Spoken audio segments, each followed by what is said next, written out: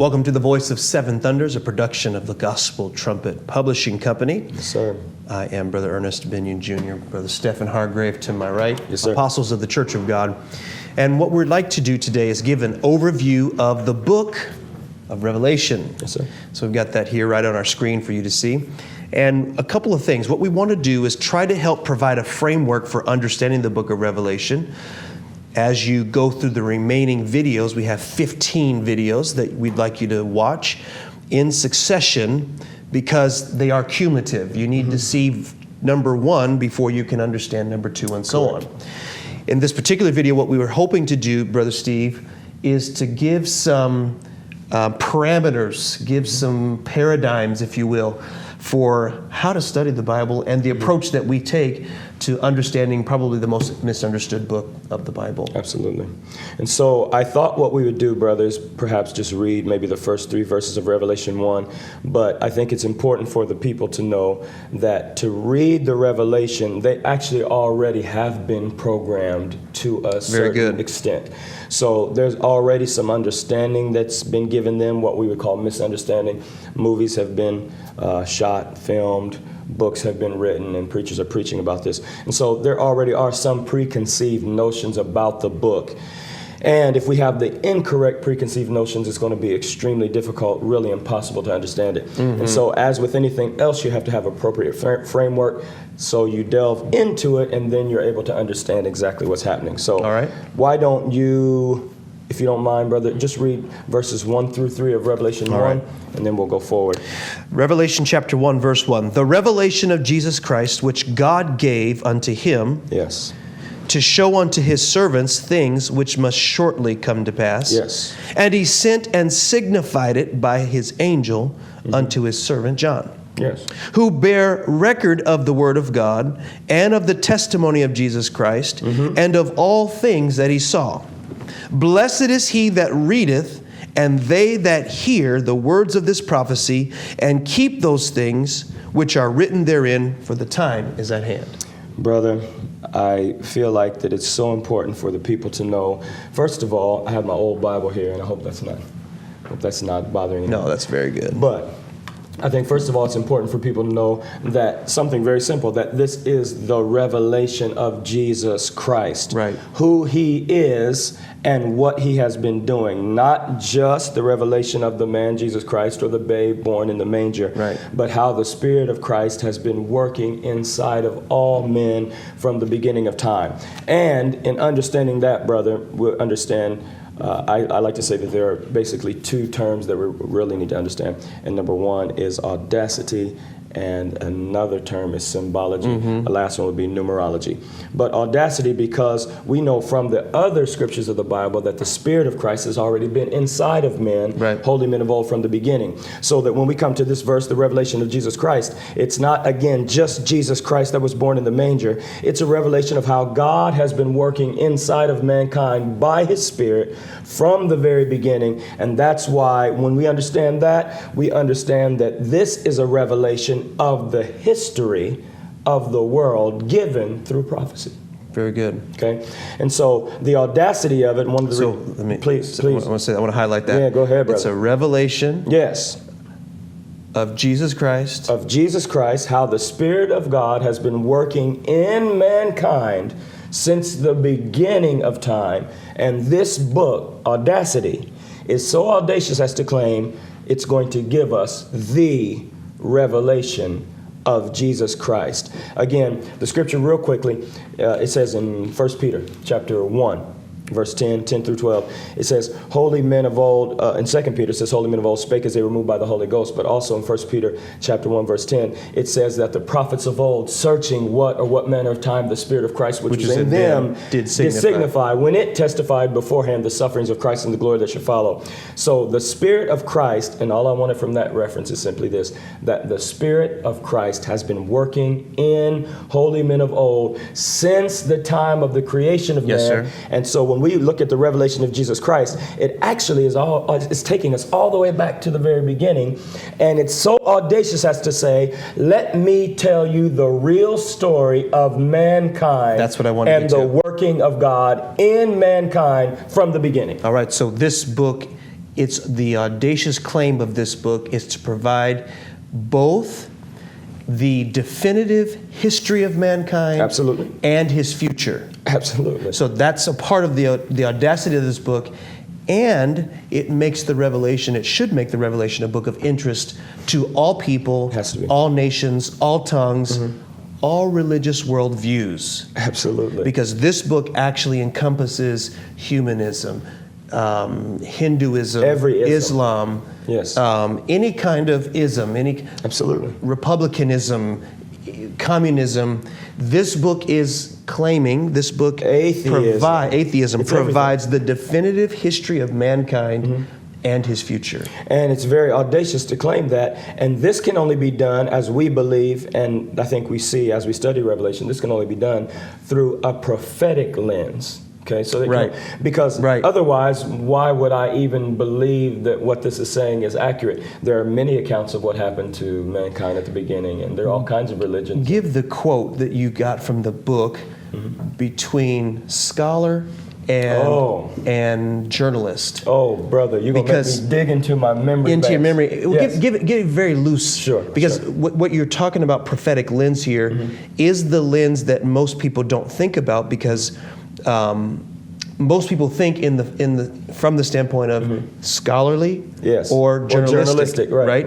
And we're saying above that, which encompasses both burdens, and beyond that, a divine lens is the prophetic lens. Right. The scholar and the journalist are actually studying what the prophet already knew. Right. So that's the difference. So loosely, in the book is entitled Crisis in Black and White, and I'll do my best off the top of my head. In the beginning, just right in the introduction of that book, it begins to explain the difference between the scholar and the journalist. And it says something loosely to this effect, that the scholar continually forgets what the journalist can never forget. And that is, the scholar is always concerned with the meticulous details and fact findings of history. Now, he forgets what the journalist can never forget, that really history and all of its facts cannot just be found in the way that the journalist or in the way that the scholar desires to find them, but some of history depends on, they would call it at the beginning of that book, the unknown. You have to piece it together.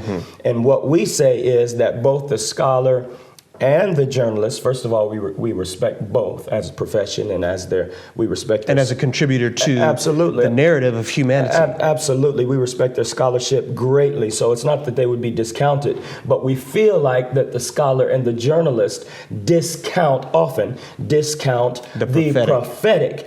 And really, the prophetic is the overriding correct viewpoint which the scholar attempts to study and which the journalist attempts to write about and highlight different facets of history.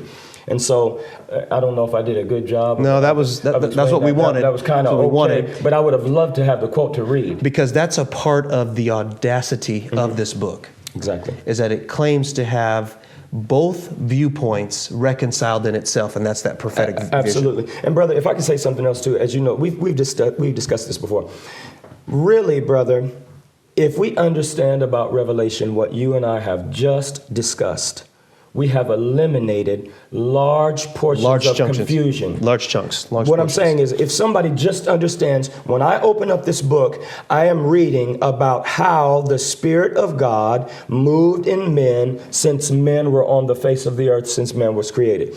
And I realize there's an evolutionary view and all the views that we mentioned before. But if we understand that aspect, then we understand, okay, I'm actually reading, and this book is going to reconcile for me all of this world that I'm living in. Now, this is important too, because this also places this in a demystified state. Very good. That it's not really in. Because do we have pictures of some beasts? Brother, let's. Okay, so we had this done. This is a blessing. These are pictures of symbols that are intended to help us as a study aid, as which you know. is a good segue to symbology. So yes, keep going. It's a good segue. So these are symbols, pictures of the Revelation. And so as you're looking in Revelation and you're reading about it and you go through all this and you're looking at these beasts, you at least have the interest to say, well, look at that thing. Right. Or, okay, yes, it does. The Revelation does speak about a red dragon. But what I wanted to say is that this dragon and these beasts are so very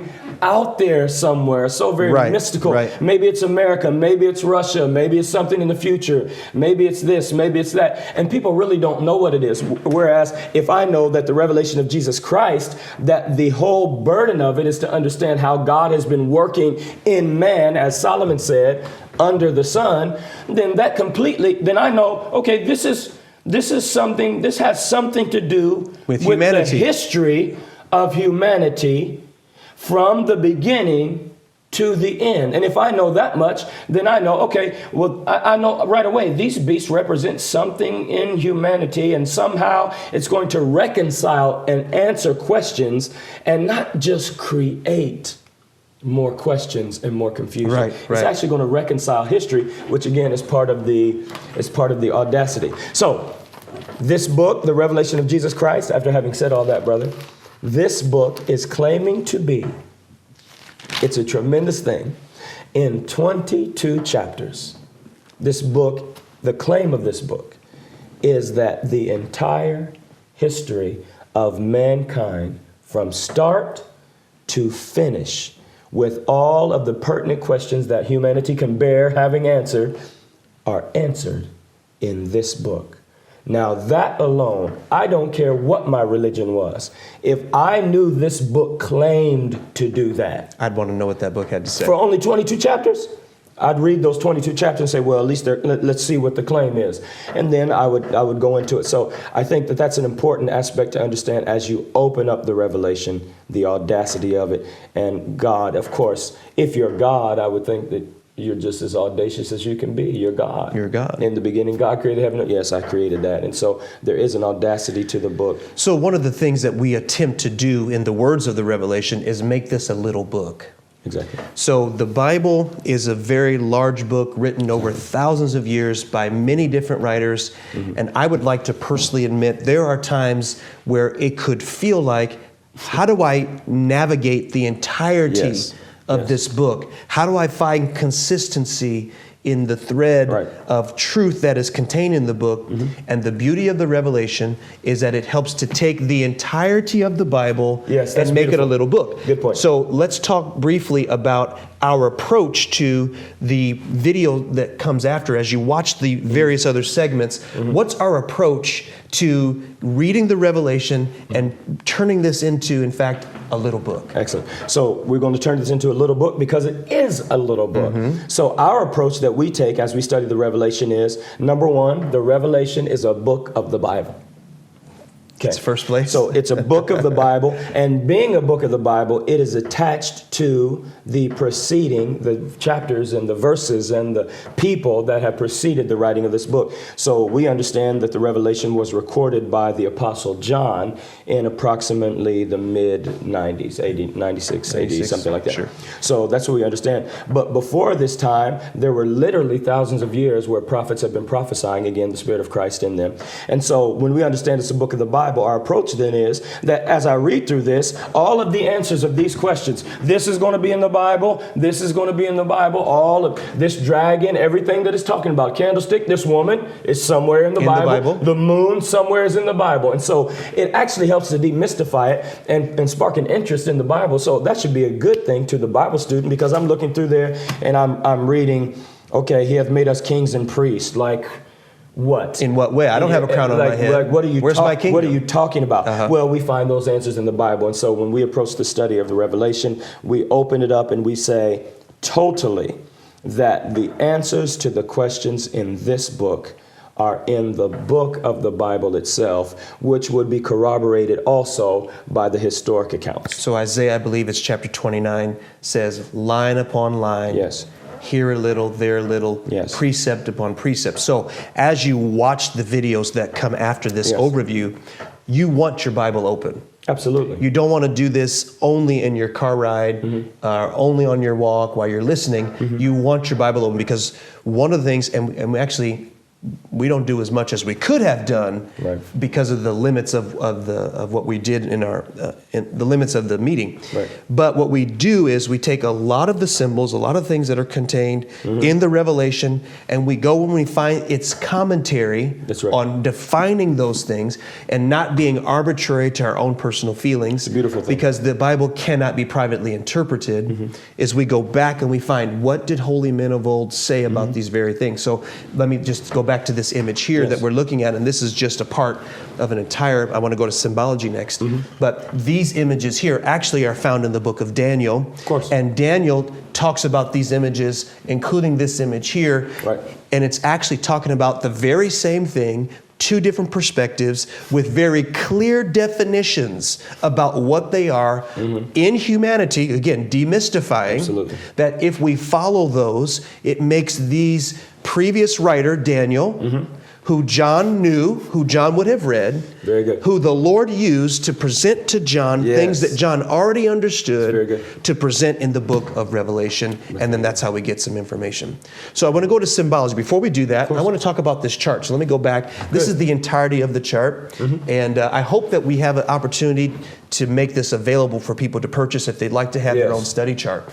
But until that time, we've got a few more edits we'd like to make to perfect it and to make it something we can use. But this chart is a chart of symbols with some dates. I want to say that when using this chart, the dates are approximate dates. There's nothing scientific about them.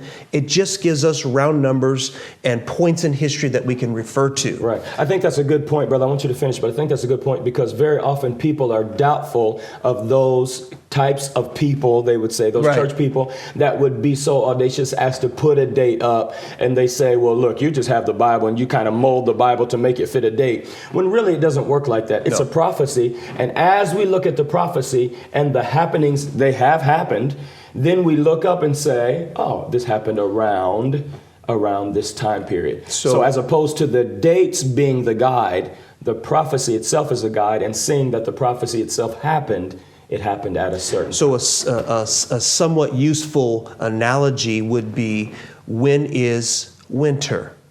That is a useful analogy. Winter is on December... What is it, 21st? 21st, 22nd, I want to whatever. say it's 21st, but I don't know. And actually, it's a number that's picked around the winter solstice. Right, in terms of that pagan.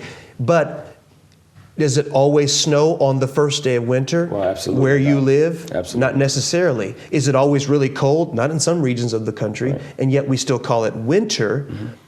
And it stays winter until the spring. And when spring comes, is it always green and budding? No.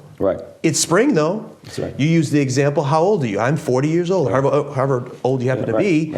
Well, what about the day after your birthday? Are you still 40? Well, I'm 40. How about 363 days after? Are you still 40? And nobody ever says. Nobody says, I'm 40 years old, 11 months, 20 hours. Like, nobody says nobody does that. Because time doesn't work that way. So even as we're talking in the present, but now what I just said is in the past. And so these times are designed to depict prophetic history as things are moving. Brother, that is an excellent And so point. we might say, something happened here. Yes. Well, not the entirety of it happened there, because there were things that preceded and things that would come after it, both of which defined what it is we're saying happened. So these are just approximate. So this is symbolic language, and this is a symbol of symbols. Exactly. So what we have here, this is broken down into chunks. This is just enlarged. So this is the first part of it through 270. You'll see it again, 270 here. And we're showing various images, and not all that are in the Revelation, because there's just more than we can get on a screen like this,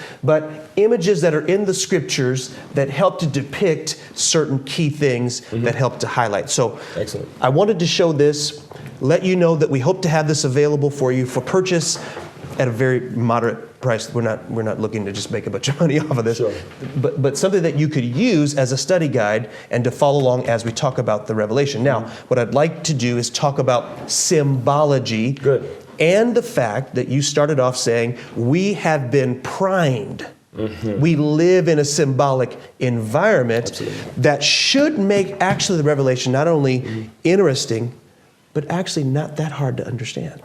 If we would just borrow from what we already understand. So why don't you start with the thought of symbology? Symbology, brother. I mean, where do you start? I think probably it'd be good to start with the world that we live in. So let me define it. Symbology is the study of symbols. Study of symbols. Okay, and the reason why we're bringing up symbology is because the revelation of Jesus Christ, which God gave unto him to show unto his servants things which must shortly come to pass. And it says he sent and signified it by his angel unto his servant John. So all it's simply saying is Jesus gave the revelation, God gave the revelation of Jesus Christ to John in signs or symbols. Signified, the root word there, of course, is sign. So he gave it to him by signs. The reason, first of all, for this to be done is because how in the world would you cover the world thousands of years without giving signs? So it shouldn't be a problem that there are signs like these, all these beasts and all these images here are signs. And we live in a world of signs, brother, as we read. So right here, if you know how to read English, and of course, I'm assuming you do because you're listening. So New Testament, AD 30. My understanding is that that's a sign. Absolutely. Those characters are symbols. It's not a problem to us because we know how to read them. And so there's no one that can read that's questioning, yes, that's New Testament AD 30. Not only is it not a problem, but they're actually already pre-agreed upon. Yes. If you understand English and the Arabic system, which is what we use. Now this is a good point. These are already determined symbols that we are not allowed to deviate from because they destroy the ability of humans to communicate and to coexist. That's a blessing. Now let me take your thought. These are pre-arranged, pre-agreed upon. All right. In the same way, the revelation, the symbols are exactly that. The same thing. Okay. So in other words, we cannot go outside of the scriptures to determine what these things are. The agreement is, because as a sign, it's an agreement. The agreement is, I'm showing you how God has already been working in men. So red octagons. Yes. With white trim. Brother, we know what it is. 4 letters. We know what it is. In white. It's a stop sign. Every single time. Every time. And I don't have to even write the word stop. I just need that symbol and it brings something to my mind because it's already agreed upon. Now, what false religion does, it actually makes these symbols, these signs, these images not arbitrary. Agreed upon. Based upon some arbitrary thought or private interpretation or whatever someone's feeling at the time. But if we let our minds and hearts be guided by the symbology that's there in the Bible, and we must find our answer to this revelation in the Bible. And that actually makes it attainable. It makes it something that's very exciting. So just like a new driver has to learn signs, if you're new to the scriptures, there'll be signs that you need to learn. Absolutely. But once learned, this becomes not that difficult. So, you know, somebody's new to the Bible, I wouldn't start them in the book of Revelation. But let me tell you where I would start them. I'd start them in the words of Jesus Christ. Because Jesus spoke in symbols. They're called parables. I thought I'd read this to you. So Jesus reads and gives a parable in Matthew 13. It's actually 7 parables. But he says in chapter 13, verse 10, "And the disciples came and said unto him, Why speakest thou unto them in parables?" Yes. Good question. Why is the Revelation a book of symbols? Why is it so mysterious? Let's see what Jesus says. Very good. He answered and said unto them, Because it is given unto you to know the mysteries, right?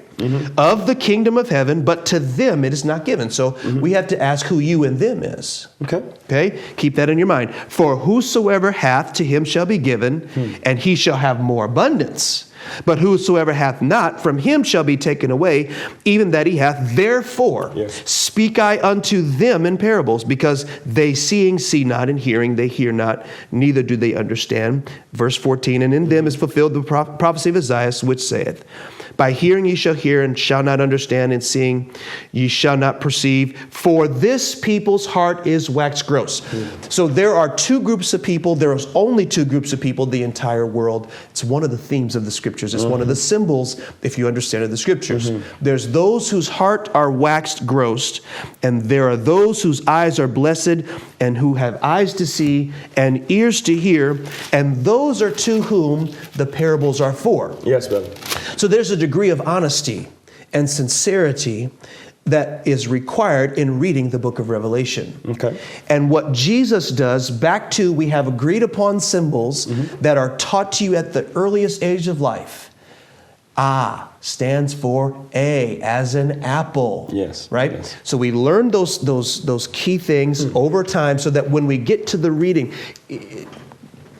school, education system, the reason education is falling because they've forgotten that the reason to understand the ABCs is to be able to be a student of the Bible. That's right. Okay. That used to be understood. That used to be understood. It's one of the things that's lost that this actually Revelation deals with. Yes. What I wanted to say though is this, is that Jesus gives the foundational understanding. If you begin to understand his very Eastern approach, which actually people with an Eastern mind frame understand the Bible quite well, is that if you'll get his approach to speaking in symbolic language, speaking in parables, which, by the way, if we get too close to the symbol, we lose it. Right. If we get too far away, we don't get enough of the detail. There is a right prophetic distance that we must stand. Yes. Which is exactly what John has. He has an angel that says, come here, come up hither. Right.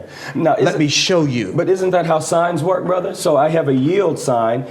The yield sign, there is some sense of interpretation intrinsically that I have to have. So does that mean I slow down to 10 miles an hour? Does it mean I slow down to 15? Should I wait 15 seconds? Stop. Does that mean stop for 2 full seconds? Or do I stop for 10? And so there's something understood in the sign that it's not scientific. Very good. This is not a science. So I'm looking at this, and yes, I get a lot from the signs, but somebody can take it all the way left. Like they can take it too far. And you destroy the symbol. And you totally destroy the power of the symbol. But the integrity of the symbol is, yes, I have this octagon, it's red, it's white. Yes, that is a stop sign. But if I start looking into other aspects of it, like, okay, are all the sides even? Or what kind of pixels are in there? Or what color is the paint? If I start looking in that, I'm going to lose the burden. The sign is just to direct us in a right mind frame so that we don't get into an accident. Very good. And that's the same spiritually as it is physically in a vehicle. Absolutely. So again, this is an overview, and what we're trying to do is we're suggesting start here because we think it's important that you first understand that the book of Revelation is an audacious account. It's an audacious record of the prophetic view of the history of mankind and his future, or I might say the troubles of humanity and their solution. I might say it that way. Through the use of symbology, the study of symbols. So this book is a symbolic book. Absolutely. One of our approaches, or our main approach really, is we allow the Bible to become the commentary for these scriptures because there are predetermined, already agreed upon through thousands of years of usage, already agreed upon. I thought about how in the book of Genesis says that these are for signs and for seasons. That's right. Right? Talking about the stars, constellations, right? Stars, the sky. The sign, the sun, the moon, these were for signs for seasons. So when we get over to this picture here of the woman who stands at the moon, who has the sun and a crown of 12 stars, John borrows Moses' already accepted usage of those images as symbols to bring about truths that we're going to talk about in the other videos to come. Now, brother, I have to say something. There's a couple more points I want to make, but I have to say something about that. So God created the world. That's the Christian belief. There are those that don't believe that, but God created the world. We believe in creation. And what we also believe is that God, in creating the world, trapped us in a world of symbology. Yes, sir. Okay? When I say trapped us, that's not negative, but really our whole world is that way. So we look at the sun, the moon, we don't even think about it, the winds blowing, and we get symbology from all of those things. The scripture makes it very clear in Romans that the invisible things of Him from the creation of the world are clearly invisible, seen. Clearly. I like what you said one time. I believe I'm borrowing this from you. I believe you said we have been taught that invisible means you can't see it, and that's not true totally. There is a sense where you can't physically see some things, but it's not true that invisible things are totally not able to be seen because they can be seen and understood by the things that are made. I can understand God by the sun, moon, and stars. And again, all of this symbology will help us to understand what the Revelation is saying. So I think symbology is well covered. Brother, is it possible to go to this image? Yes. Brother, we don't have it stored here where we can blow it up. Oh, I wish we could. Anyway, let me say something about this. So in dealing with the revelation, and if I may move on, in dealing with the revelation, so it's dealing with the history of mankind from the start to the end. It's really, if we understand that, we're good. We're on our way. Now, if we understand something else, two more things further, we're almost revelation experts. That is, number one, that we understand the account of Adam and Eve, generally speaking, if you've read the Bible. We understand that Adam sinned, Eve took the fruit, she partook of the fruit, gave it to her husband, sinned, they fell. This was because of what the serpent said, the essence of which is, don't believe what God said, you yourself can be as gods. And so there was a falling away. And then in Genesis 3:15, the promise, God says after the fall, and I will put enmity between thee and the woman, and between thy seed, Jesus, God the Father speaking to the serpent, between thy seed, the serpent's seed, and her seed. It shall bruise thy head, and thou shalt bruise his heel. And very briefly, if we understand Revelation to be dealing with the history of mankind, we're understanding also that it deals with the history and progression of the seed of the serpent and of the seed of the woman. And if we understand that, brother, we almost cannot go wrong with Revelation. We understand that it's a history of the world through prophecy, God working in mankind from the beginning. We also understand that it's going to answer all the questions of mankind. And in answering those questions, it actually traces the lineage of the serpent seed, or the development of that wickedness that was introduced into the world through the fall of Adam. That's right. And then also the development of the seed of the woman. And so, brother, if we can understand that the revelation is telling us that, brother, it can make it so you cannot put the book down, wanting to understand exactly what has happened in the progression of the seed of the serpent and the seed of the woman. Very good. So a couple more things, and I think this overview is done. So it's important. There are some key chapters, I think, that help continue to frame your understanding, and that's what we're wanting to do, is help provide you a framework for understanding the revelation. Right. So chapter 4 and chapter 5 actually really are one section, even though they're chapters for readability. That's right. They're really one vision that we get of symbols. Why don't you just give a very short, what do we have there? So 4 and 5, very briefly, and I would like us to have had this might be one of the edits and modifications we need to do. I would have liked us to have a vision of the throne, or a representation of the throne. However, it's a representation of the throne of God, and this might sound a little strange to people because we know that the throne of God is, in fact, in heaven. Right. But this is showing heaven as in a heavenly place. So we know that when the Bible speaks about heaven, it is not always talking about heaven where God is. Or the aerial heavens, or the sky. I can look up at the sky. The firmament. The firmament. It's not just always talking about that. There's a spiritual realm. There's a realm where battles take place. People are familiar in some churches of doing war in the spirit, spiritual warfare. Right. Okay. And so in the spiritual realm, there's a throne that represents happenings on the earth. It's very, very interesting.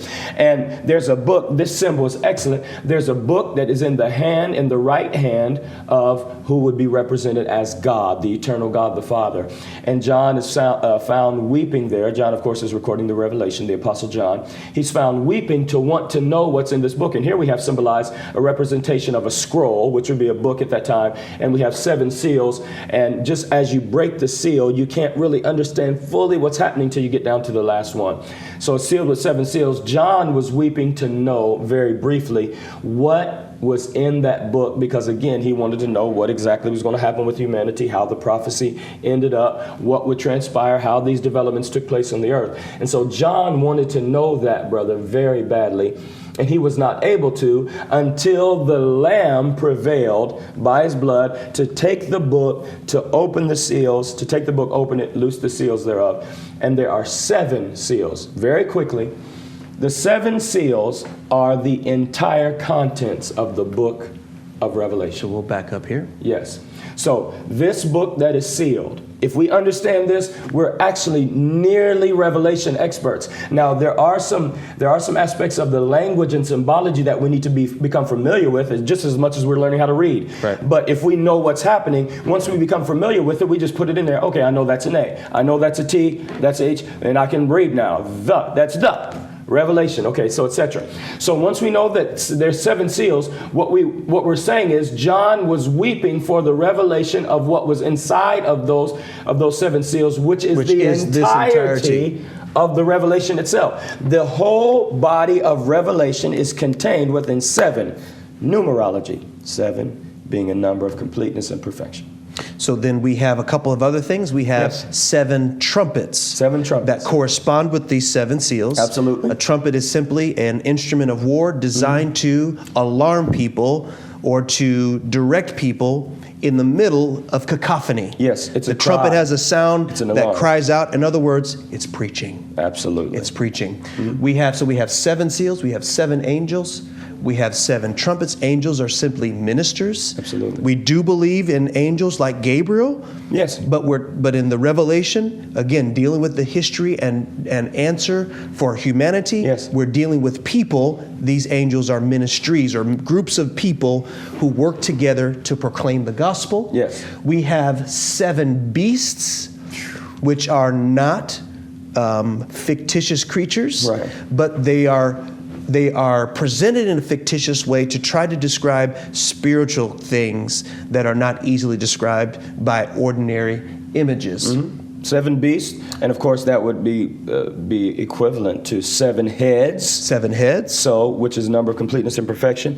In the Revelation even has 7 spirits of God. 7 spirits of God. Which we know, of course, there are not 7 individual spirits of God, but it's just talking about a completeness of the one Holy Spirit of God. And so, symbology, numerology, as long as we understand what's happening, basically, brother, I think we have an unfair advantage over some that wouldn't know. But as we go through this, what we've gone through, it's not possible to misunderstand the revelation once you know the signs. Once you know these foundational things. Once you know that, it's not possible. Which is why we're doing this overview. That's the entire point. So let's end it with this. What's the end of the book say? The end of the book said, well, brother, that's a good question. So we're dealing with the end of the book over here. The end of the book is essentially saying that the seed of the woman does in fact bruise the seed of the serpent. And it shows you how God prevails all the way from the beginning of time to the end. And on the way, he begins to show us what's happening. And at the end, he answers all the questions, reconciling it at this very end of time, which we believe were there. And we think you're going to love it. There's no way that you're not going to love this if you're a Bible reader. So if you have questions, please send those to us at editor@thegospeltrumpet.com. Again, editor@thegospeltrumpet.com. We really are interested in your questions. You can find more content from the Church of God at www.churchofgod.com. Thank you so much for watching. May the Lord bless you.